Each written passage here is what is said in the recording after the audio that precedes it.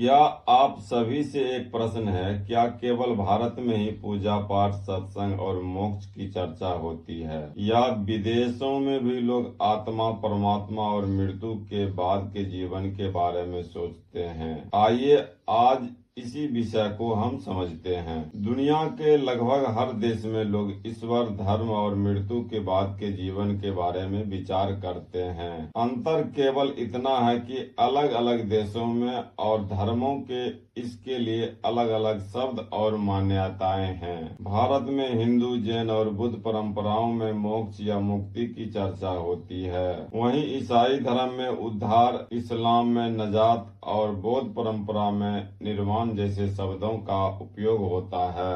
अर्थात अंतिम आध्यात्मिक लक्ष्य की अवधारणा कई धर्मों में किसी न किसी रूप में मौजूद है। इसी प्रकार भारत की तरह विदेशों में भी धार्मिक गुरु, पादरी, इमाम, भिक्षु और अन्य धर्म गुरु अपने अपने अनुयायी यानी शिष्य को धर्म की शिक्षा देते हैं और धार्मिक सभाएं आयोजित करते हैं। इसलिए यह कहना सही नहीं होगा केवल भारत में ही धर्म या आध्यात्मिक चर्चा होती है। अब तक शाकाहार की बात करें, दुनिया के कई देशों में लाखों लोग शाकाहारी हैं। कुछ लोग धार्मिक कारणों से, कुछ स्वास्थ्य के दृष्टिकोण से, कुछ पशु करुणा और पर्यावरण की रक्षा के लिए शाकाहारी अपनाते हैं। जैसे जैन धर्म में अधिकांश अनुयायी शाकाहारी होते हैं, जबकि अन्य धर्मों में यह व्यक्ति की आस्था और पसंद पर निर्भर करता है। इसलिए यह समझाना आवश्यक है कि अलग अलग देशों की परंपराएं अलग अलग हो सकती है, लेकिन ईश्वर और आत्मा, जीवन का उद्देश्य और मृत्यु के बाद क्या होगा,